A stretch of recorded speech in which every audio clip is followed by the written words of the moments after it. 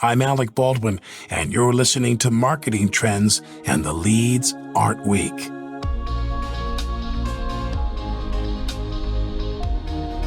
In an ever-changing landscape mixed with rising customer expectations, a flurry of new channels to play in, and endless amounts of marketing tools, developing a marketing strategy to meet a company's ambitious growth goals can be trying. That fast acceleration of change puts a lot of demand on brands and clients to make sure that they're up to date on the best path forward. Melissa Dorko is the Chief Growth Officer at Wunderman Thompson, a marketing agency that prides itself on helping some of the world's biggest brands think outside the box. On this episode of Marketing Trends, Melissa helps tell the story of agency marketing and how they partner with clients to inspire growth utilizing unique marketing strategies that put an emphasis on data and technology. Enjoy this episode. This message is brought to you by Salesforce. Hey marketers, today's B2B buyers are more complex than ever, and every buying committee has different needs and goals. Salesforce can help. We'll show you how to put each and every customer at the center of your B2B marketing strategy, and you'll learn how top brands like Lyft approach account-based marketing. Salesforce, market to every account, speak to every buyer. Find free B2B marketing and ABM resources at sfdc.co/every-buyer. Welcome to Marketing Trends. I'm Ian Faison, host of Marketing Trends, and today we are joined by special guest, Melissa. How are you? I'm good. How are you? Great to have you on the show. Exciting to chat with you today. I know your husband. I've known him for many years since we served in the Army, and so what a treat to have you on the show today. I'm sure if Big Al was here, he'd have nothing to share, and you would have everything to share, anyways. Absolutely. Excited to have you. So we're going to talk about the cool stuff that you all are doing at Wunderman Thompson and your background. So let's get into it. How did you get started in marketing in the first place? Well, actually, I was always one of those kids that loved commercials and loved ads growing up. You know, I was in the backseat of the car singing the latest jingle. I had an opinion about every commercial. But then when I went to college, I thought I was going to be the next Barbara Walters. So I was a journalism major and worked on the school newspaper and all that good stuff. And then after college, I met someone who worked in marketing. And my first job was marketing hamburgers for a local Columbus, Ohio restaurant chain. And back then, I'm dating myself, but I was negotiating billboard contracts and radio contracts and sports sponsorship contracts, and really loved it. It was a great first job for a 22-year-old. But in that job, I had to hire an agency. And I didn't know a lot about advertising agencies or marketing agencies. And that sort of first relationship made me kind of want to go over on the other side. And so I did. And I've been on the dark side ever since and never went back. Indeed. That's so great. And now you're Chief Growth Officer. So what does that entail? What does it look like to be the Chief Growth Officer? So my responsibilities are on net new growth. So landing new client relationships that don't currently have a relationship with the agency. I also oversee all of our marketing efforts. So whether that be events, a lot of them are virtual these days. We do a lot of account-based marketing. And targeting of clients that we want to be working with. And so I oversee those programs, public relations. And so all of that sort of boils up under me. You know, it's a super fun time. And I think the exciting part about it is having done it as long as I have, it's such a people business, and it's such a business where you're meeting all kinds of different brands across multiple different industries. And then boom, a year ago, you can't get on an airplane. You can't go meet those people face to face. And it was a little terrifying, but it's been pretty amazing to see how everyone's pivoted and kept the energy up in spite of it all. And we're still making those connections virtually, which has been great. Yeah, and Wunderman Thompson has been named Magic Quadrant leader. You all have been named Agency of the Year by AdFest. You're an agency who wins a lot of awards. But for our listeners who don't know about you, can you share some of the types of work that you all do? What are the types of customers that you do? What is it like with what you do for your customers? So most of the folks that are inside baseball agency land may have been familiar with Wunderman, which was a data agency, and JWT, which was a legacy sort of storybook first advertising agency. And so the WPP, which is our holding company, brought both brands together to sort of create a truly integrated offering for our clients. And you've seen this in the marketing and advertising industry, a lot of consolidation and a lot of brands merging together.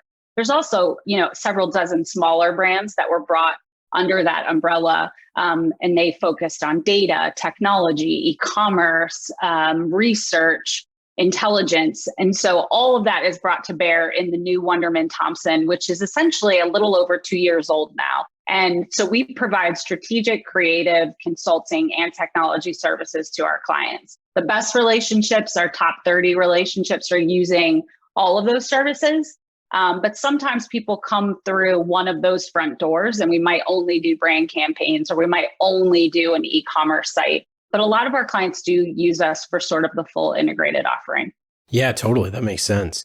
You kind of mentioned some of the consolidation that was happening and some of the things that people are now a little bit more targeted with the way that they think about these things, where you have kind of this certain folks who are like, hey, I need this one thing solved. And then the other folks who are still kind of like, hey, we like to just work with one partner and get all this stuff and we trust you all. Yeah. And I think, I've been in the industry for a long time and it always ebbs and flows, right? So I've worked at smaller agencies, I've worked at the larger agencies, and I think there's a role in the marketplace for each of them. I think that if you're looking for a niche player and you have a niche problem, that's the path of least resistance. And those folks can be really, really nimble and can be a good fit for you. I think the clients that come to Wunderman Thompson are really looking for scale. They're looking for, not just the North American market, but global. They're looking to evolve in a way that and take their business to the next level. So they're typically not trying to solve like one singular problem. And they like the idea of someone being their trusted partner and trusted advisor to consult them through the journey that changes every 5 seconds. I mean, technology, platforms, data, what we did a year ago is different than what we do now. And so that fast acceleration of change puts a lot of demand on brands and clients to make sure that they're up to date on the best path forward. And so Wunderman Thompson is a great partner for that, because we do have the scale, we have all the expertise under one roof, and we can solve multiple problems at once. Yeah, especially with the rise of companies now being able to move global so quickly, with especially in technology companies and things like that.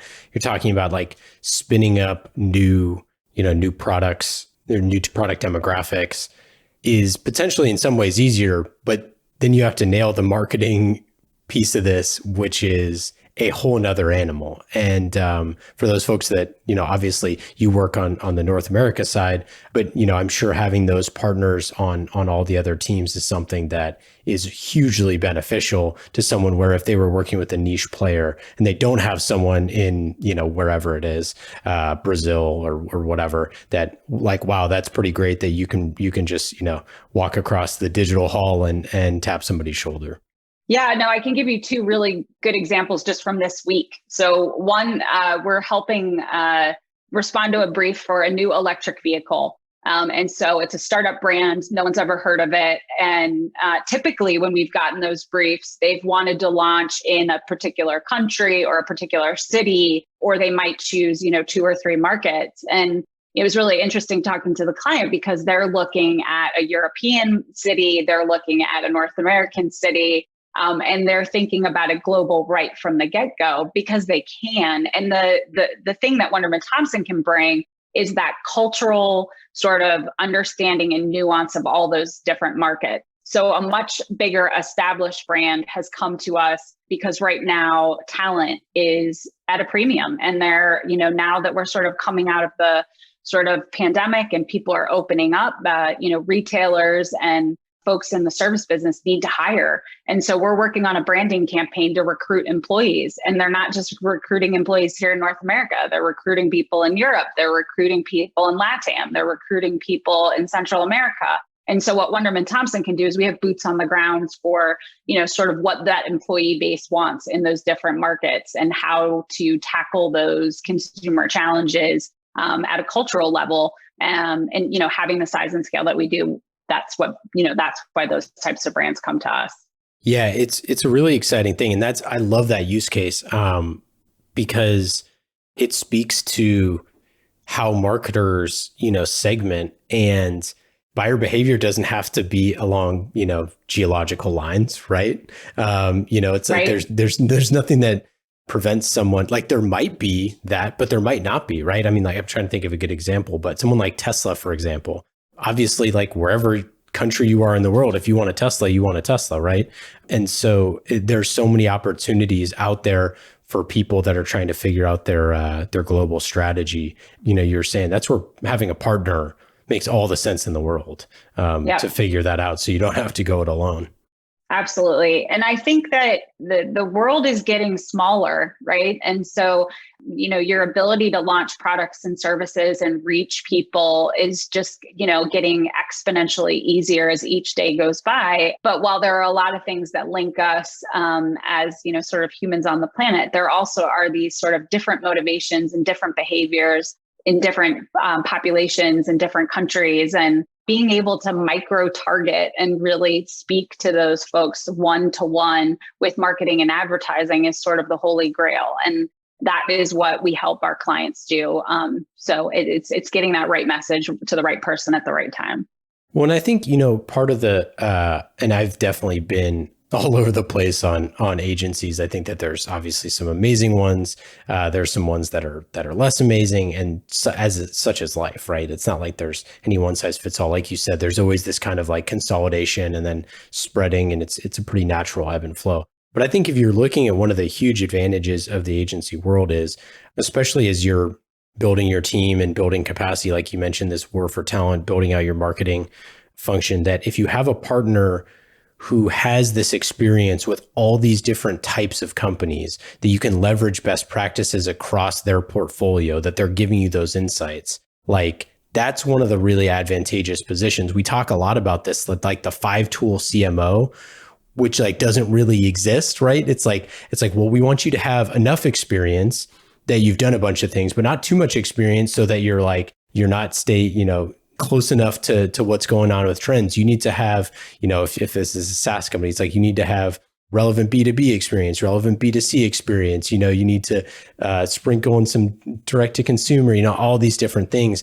And that's where you look at a lot of new CMOs that come in where they're like, yeah, maybe I have a really strong demand gen background, but I don't have a branding background. Or maybe I have a really strong e-commerce background, but I have no idea how to stand up an enterprise sales organization or whatever it is.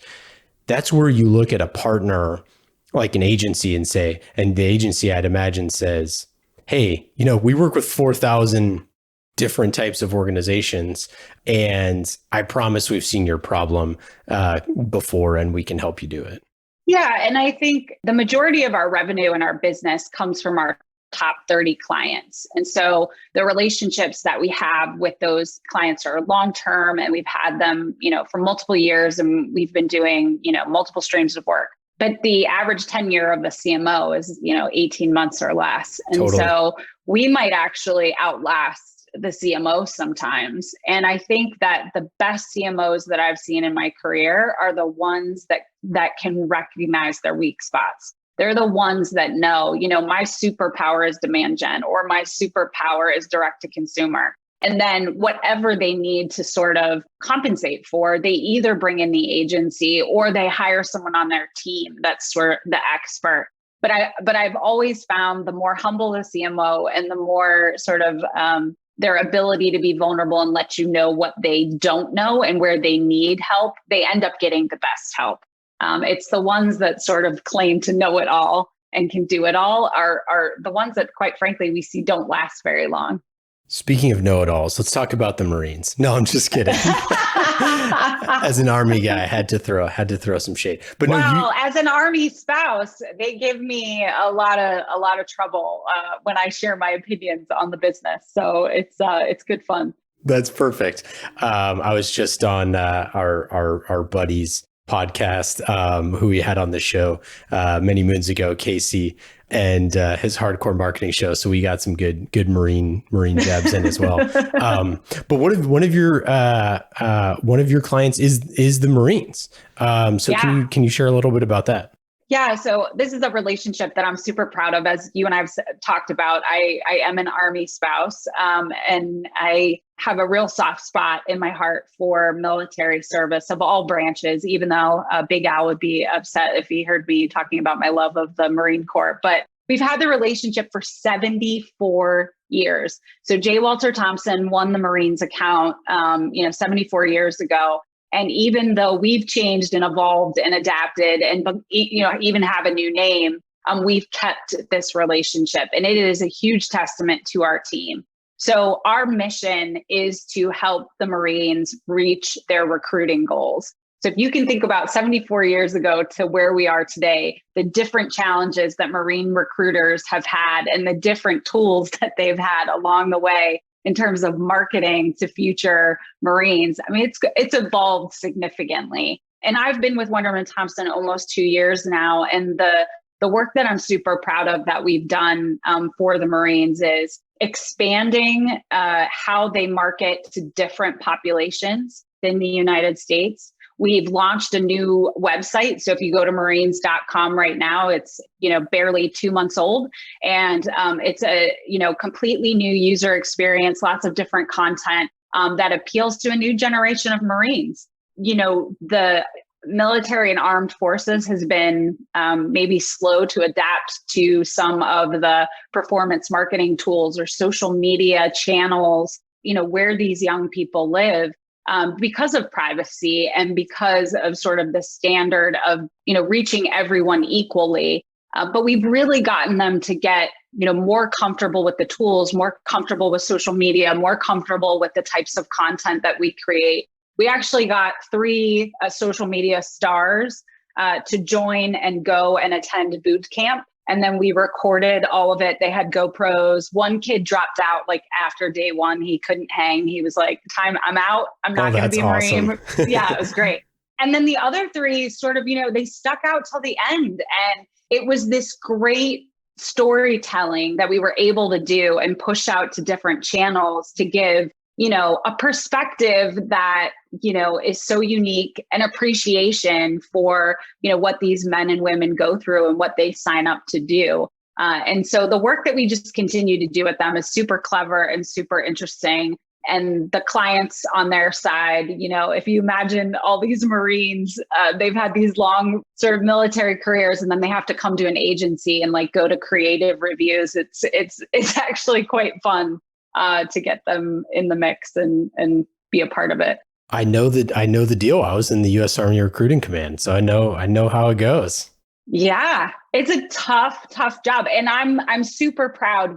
Obviously, if we've been working with them for 74 years, we've met mission every year. So we've been able to help them, hit their recruiting goals every year. And so it continues to be, one of my favorite accounts and the work that we're really proud of. And it makes perfect sense because imagining the Marines marketing is definitely secure the beachhead, not exactly secure the billboard. No, totally different. But some of the all-time iconic advertising, yeah. We used to always joke with all of our Marine friends about oh, did you get your sword to slay the giant fiery dragon today? Or is that right. Is that after you climb climb the precipice? Well, and it's funny too, because part of the work that we do is we do a lot of research. And so it always amazes me when we're talking to these young kids about their perceptions about the Marines. They know the storybook advertising. They know campaigns from when they were little.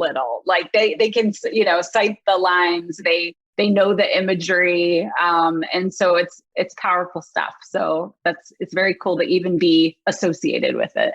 Yeah, I mean, it really is some of the most memorable advertising ever. That's really cool. And then, on the other side of the coin, Best Buy is one of your clients, which is completely different. So can you talk about that? Yeah, no, Best Buy is another long-term relationship that we've had in Minneapolis. And we do a variety of work for them and have for the last couple of years. But what I've been really personally proud of, and I know our team in Minneapolis has been proud of, is, last year during the summer, when the George Floyd video was released, it was heart-wrenching. It was heart-wrenching to that city and that community, but it obviously touched a chord globally. And Best Buy was one of the first clients that came to us for help and guidance on how do we, insert ourselves in a meaningful way into this conversation and be a part of the solution. So we have been engaged with them since last summer on a lot of their DE&I work. And we've helped them create a platform called More of This.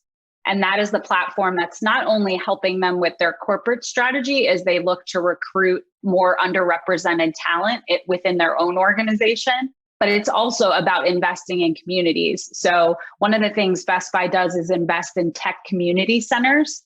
And so making a financial commitment, coming out publicly and talking about what the size of that financial commitment will be and how it will focus on underrepresented communities and communities that we need them to get into the tech space. We need them to start writing the next algorithms and be a part of the AI economy. And the fact that Best Buy is standing behind that, it's again, rewarding work in a different way and in a new way. And our employees love it and they love to be a part of it.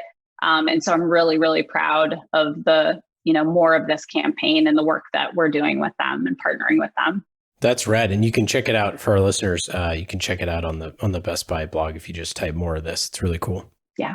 Yeah. I mean, Best Buy, obviously everything that has gone on with the nostalgia stores and all that sort of stuff. I just bought my TV from Best Buy earlier this year.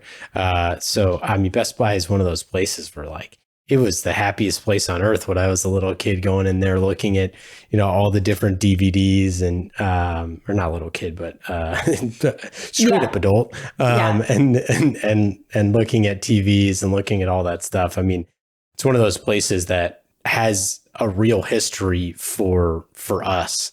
It was the first place that we, bought all those things. And I think that, when we saw all the different things with AMC and all this stuff about how powerful nostalgia is in marketing, it just made me think of what is the future for a lot of these companies that really mean something and how to figure that out as a marketer to take advantage.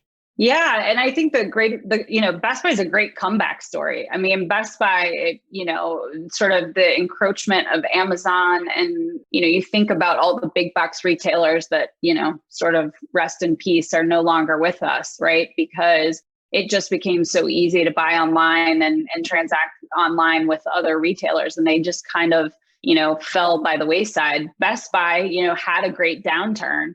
But, under the right leadership and the right strategic plan and the right bets in the right places, the pandemic was actually one of the best years for them financially in a long time. They're beating projections. They've figured out a great strategy to, build their online presence and build their online business and, make it just as easy for you to purchase from them than Amazon. And because I think that they're building that intimate relationship with consumers through loyalty and through the programs like More of This, it gives you a propensity to want to buy from them.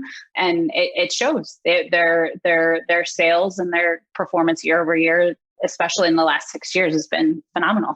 Switching gears a little bit here toward how you think about marketing, how you think about getting net new customers. I'd imagine, like you said, you have your top 30 clients that drive a bunch of revenue for you all, but going to a new client and saying, "Hey, we want you for 70 plus years," like the Marines, is probably not the way to go. So I'm curious, how do you think about channels and engagement for getting new customers?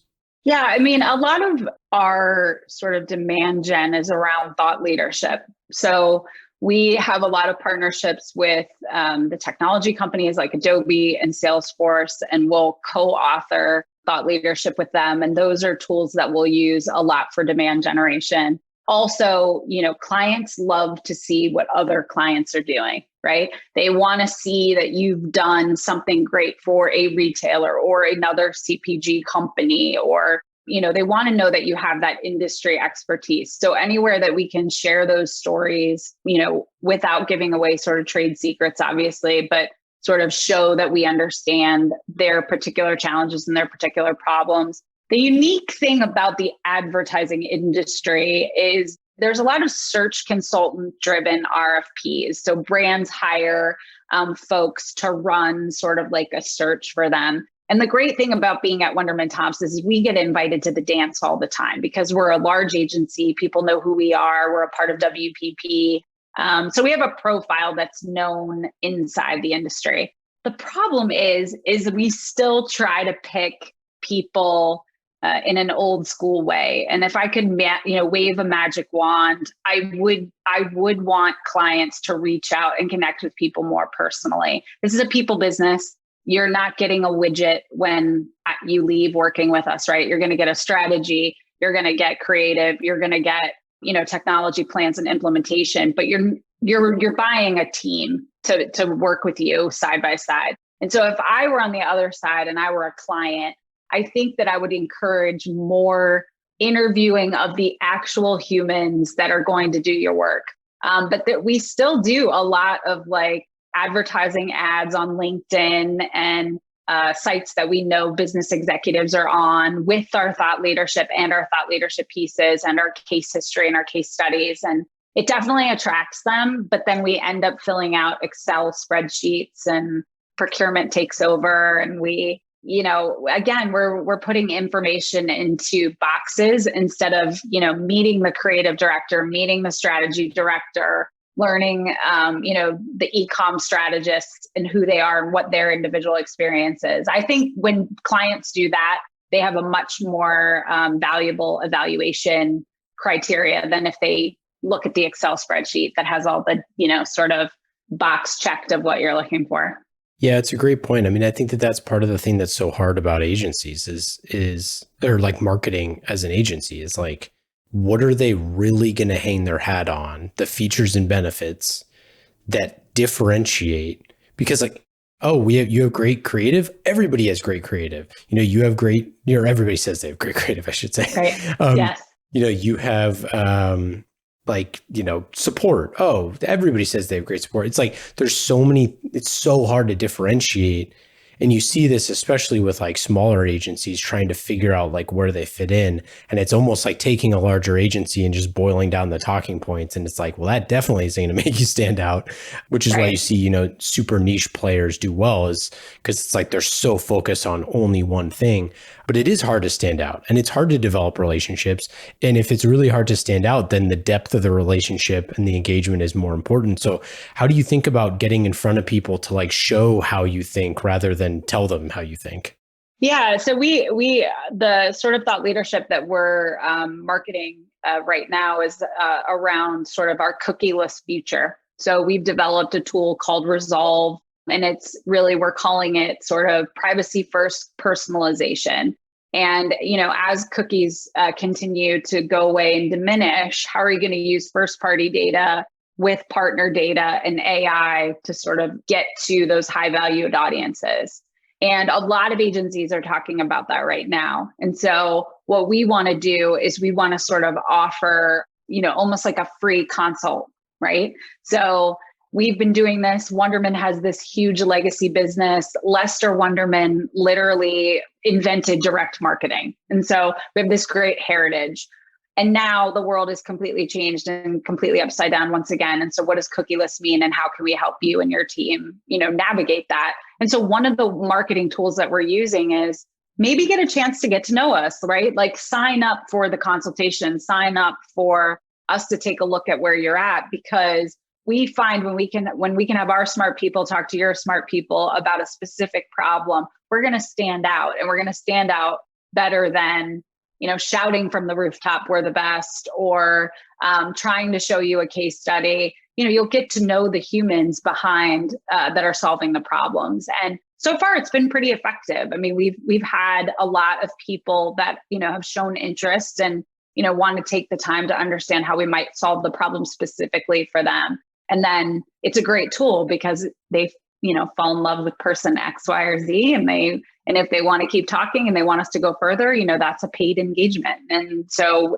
that is definitely a strategy we're using more and more, especially in sort of post-COVID world of, how do you get to folks without meeting them at an event or going to CES or some of these major trade shows and things that we used to all attend in the past. Going to upfronts, doing all that stuff. Yeah. No, I'm with you. One, I think part of that is like, that's all the fun stuff, right? Like we took out a lot of the fun stuff, which stinks. We want to go to upfronts.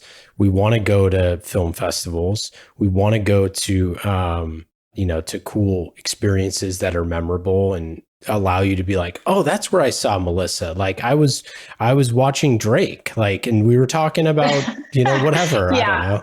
Yeah. But that is how you remember. Like, I don't remember what she said, but I'm pretty sure she was pretty smart. That stuff actually matters. When you don't have those tools, you kind of have to think nimbly. And I think also, I think this is a huge problem for agencies. I think that everybody right now is just in this, or not everybody, a lot of people are in this try before you buy type mindset where it's like you have all these software tools that are like, first month is free sign up, no credit card required. And if you want to keep going. And I think that agencies just historically are so far from that. And the time to value, especially on creative work, is really long. And it's hard. And I don't know the answer to this, but if it takes you, 6 months to create a really, in-depth, interesting, amazing, beautiful campaign, that's a long time to value. So you're saying like, hey, do you want to go on a first date? And the first date is, hey, we want to, this date's actually going to last for 2 years. It's like, that's just really scary for a lot of people. And we're seeing it, we saw it pre-COVID, certainly during COVID. And I think it's here to stay. I think you're right. I think that, people want to date before they get married. And I encourage people to do it because I think that, again, the best partners and the best relationships are, mutually beneficial. And if you're in a relationship where, someone is always taking and, you don't feel like that true partnership, it's not going to last very long anyway. So, why stick around, right? So I think that I'm trying to encourage in those beginning days of a relationship with a new client to start off small, start off with the discovery, start off with the small projects, start off with the internal campaign to your employees, start with something that it'll give you a good sense of who we are and how our two cultures will work together. But again, people are not showing up with $5 million contracts on day one. Like those days are over. There's too many choices. There's too many options. People are afraid they're missing out on something. You've got to kind of prove your worth. And then once you do, again, we've had the Marines for 74 years. We've had Microsoft for, over a decade. Like we have long-term relationships, but man, they don't start out that way. They start out small and they start off, with a project in mind. Well, and that's where, you have as a chief growth officer, where you're kind of, doing those calculations to say, okay, well, if we're getting people in the door and our land and expand strategy, we know that if we get to milestone X, they're, twice as likely to renew for next year. They're 3 times more likely to add on a product in the next 5 years, or another thing. And I think that is a pretty stark difference from the way other agencies, I think in the past, had kind of treated things, where it was almost, oftentimes a little bit just transactional with the way of like, hey, let's get this money right now and figure out the rest later. Like, and we all know that we've all been in those relationships. Yeah. And it's really bad, because then at the end of the day, it's like, it was this massive check that we wrote, and nobody's really that happy with what we got. It's like, if that check was, 4 times less and the deliverable was 4 times less, everybody would be a lot less mad. Yeah, no. And I find that if those smaller engagements don't work out, everyone's really honest about why it didn't work out.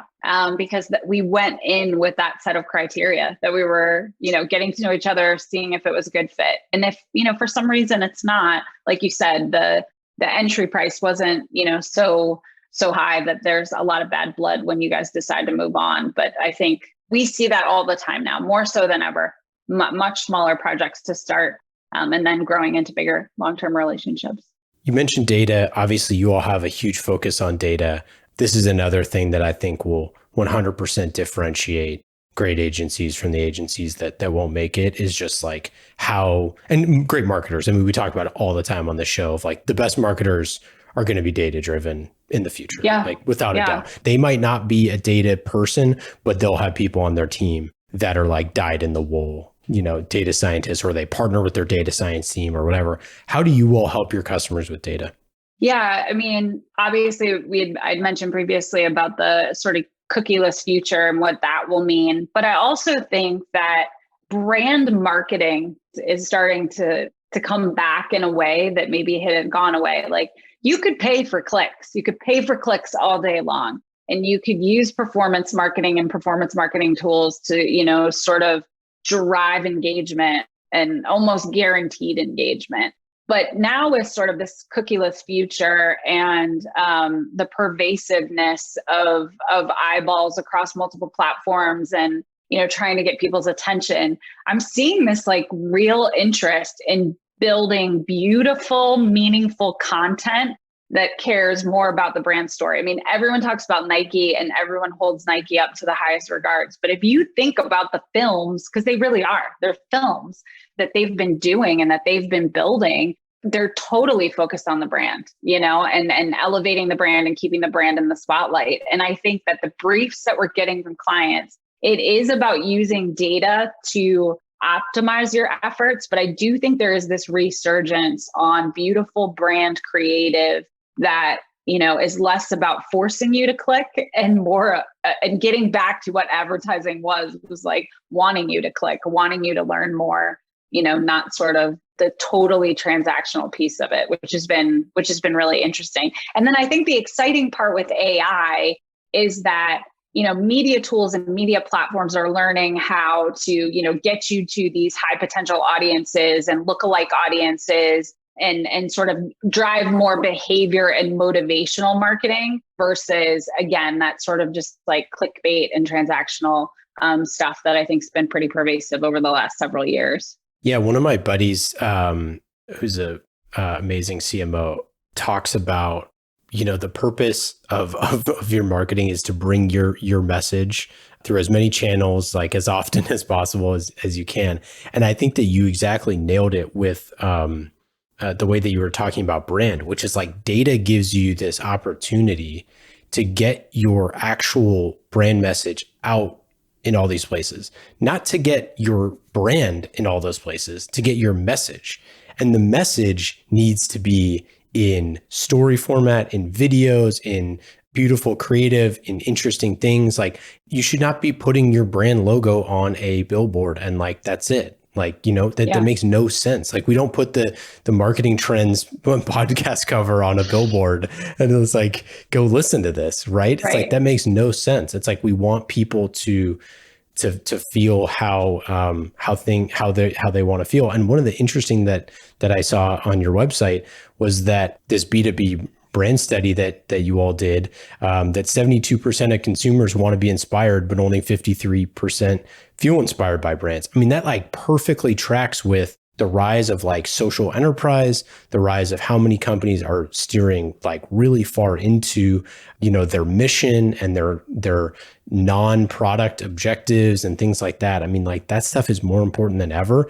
And that is all show not tell, right? Don't tell people that you have a social mission. Like show people that you do that stuff. The Tom's giving a pair away for free for every pair bought or whatever it is. Like there's so many ways to show that stuff, and you have to do it in creative, beautiful, interesting ways, not just with like a bunch of run a site ads. Yeah, no, and that's great that you brought up the B2B stuff. The thing that I always find so fascinating when we're working with B2B companies or we get briefs on B2B, the B2B brand that most people aspire to and want to behave and look like is IBM. So if you think about the IBM ads that are running, it's like chefs, actors, musicians, it's very, the films are beautifully shot. The content is, it's not, tech B2B, sort of how you think about IBM. It's about creativity. It's about using data to visualize and do things in a really interesting and different way. And the way that their marketing and advertising is able to sort of convey that message is what inspires people to have an affinity towards that brand. The data and the tools can get you there, but the eyeballs stay when you're providing, the great storytelling and the rich content. And we're lucky. We work with IBM. WPP has a great relationship with IBM. But, every other meeting I'm in, I was in one this week. What do you want to look like? And they're like, if we can come close to IBM, it's a win. And they constantly cite that. So that's fascinating. Yeah. That's really, really interesting. So what's next for Wunderman Thompson? What's next for you? Well, I think we all knew recovery was coming, and we were certainly anxious for it. But man, I think it's coming at a clip that we did not expect. So we're answering briefs to help recruit employees, but I am also recruiting employees. So if you know folks, I mean, we are growing exponentially fast. It's about realizing the data, creating better branded content. It's developing more meaningful relationships with consumers. And I do think the DE&I conversation is at the top of a lot of marketers' mind, and what that means to them specifically, and how that translates into their marketing and advertising. And so I just imagine we're going to be very busy for the next 12 to 18 months. And so be on the lookout for job postings. We need more people. Will do. That's awesome. All right, let's get into our lightning round. These questions are fast and easy, just like marketing with Salesforce. You can go to salesforce.com/marketing to learn more about marketing on the world's #1 CRM. That is Salesforce. Put your customer at the center of every interaction. Go to salesforce.com/marketing to learn more lightning round questions. Melissa, are you ready? Let's do it. Number 1, what happens first? Browns winning a Super Bowl or the Buckeyes winning a national championship? I think the Browns winning a Super Bowl. Wow. Yeah. And the reason why I say it is because it's all I want in the entire world. And if I just keep saying it out loud and billing it, if you're a Buckeye, you get, I've already witnessed several national championships. So I'm not greedy. Let's give the Browns a Super Bowl. Let's do it. It's producer Aaron said, speaking it into existence. I like it. I mean, you're on the up and up. You got some really good players. Myles Garrett's great. I mean, there's and they're not leaving. Like typically we get the great talent and then they leave like a year after. So yeah, Browns winning a Super Bowl. It's happening. All right. I'm ready for it. My poor Raiders are definitely not going to be winning a Super Bowl anytime soon, but that's okay. We'll cede to the Browns for a little bit. Okay, thank you. Do you have a favorite Brown of all time? Ozzie Newsome, 83 wide receiver. When I was a little kid, he was just everything. I stood in line at a local supermarket to get his autograph. I still have it. He's my favorite. Isn't Ozzie, isn't he an executive? Yes, it's actually a troubled relationship Ozzie and I have. He manages the Baltimore Ravens. Well, that's what I was going to say. Yeah, oh my goodness. But he's a wonderful man, and I cheer for him. But we have a conflicting relationship now because he plays for he works for the bad guys. But he was my favorite. And he's been like the best GM in football for like a decade. Right. So I spotted talent even as a child. Like I knew who was going to be great. So. I love it. Do you have a favorite marketing campaign that you've seen over the past handful of years that you're jealous of? That I'm jealous of. The one that I love right this second, I don't know if it's my favorite of all time, but the one that kind of took me by surprise is the new Google ad where they're typing in the search bar and they're taking away virtual. Yeah. It got me. I thought it was just beautifully done, super simple, tugged on the heartstrings. And I really love that one right now. It's really, really good. And and every time I see a Google ad, I'm like, I see you so many times a day. I don't know why you need to advertise to me, but that's the thing is like, they always remind you in such a clever way. If you weren't in marketing at all, Maybe not even in business. What do you think you'd be doing? So I think I'd like to be like in the West Wing as like a chief of staff or like an advisor or something. So you want to work in the West, like on the TV show or in the actual West Wing? No, the actual like advisor to Biden. Like, what does he need? How can I help? Writing policy, solving the world's problems. That's what I want to do. I thought you were, well, first I thought you were saying TV show. Then the second thing, I thought you were like museum curator style. No, I'm like, you want to lead the tours. No, like policy expert. Right. Like, yeah. Well, we need you. I'll call Joe. I'll see if he needs me, but I think there's better qualified people. I don't know. Who knows anymore? I'll vote for you, Melissa. Thank you. Once the Browns win, then you can officially, you can announce your joining. See, I feel like we need like all-time QB for the White House, where we just keep Melissa in the White House no matter who's there. That would probably be good, just in general public policy. Like, make sure like the nerds and the wonks behind the scenes like stay stable, and then whatever happens, like happens. When Fauci's still there in 100 years, and we're like, he's gonna be like 170 years old, and he's still gonna be in the still advising on pandemics. Yeah. Hopefully he's eradicated them all. Okay, what question do you never get asked that you wish you were asked more often? Can I meet more of your people? I'm really passionate about that. I do what I do. I love what I do because actually my favorite movie in the whole world is High Fidelity. And the John Cusack character says in the movie that he's a professional appreciator. So I can't sing, I can't draw, I can't make the beautiful creative that the people I work with do every day. And so I wish clients and ask me more often to meet more of the people that make the work and do the work, because I'm super proud of them. And I think they're very interesting, amazing humans. So I wish people asked me that more often. Wonderful. Well, Melissa, thanks so much for joining. We appreciate it. For all of our listeners, you can go check out their work at wundermanthompson.com. Any final thoughts? Anything to plug? Nope. Just thank you for having me. I really appreciate it. Yeah. Thanks for joining. Take care. Marketing Trends Podcast is brought to you by Salesforce. Discover marketing built on the world's #1 CRM, Salesforce. Put your customer at the center of every interaction. Automate engagement with each customer and build your marketing strategy around the entire customer journey. Salesforce. We bring marketing and engagement together.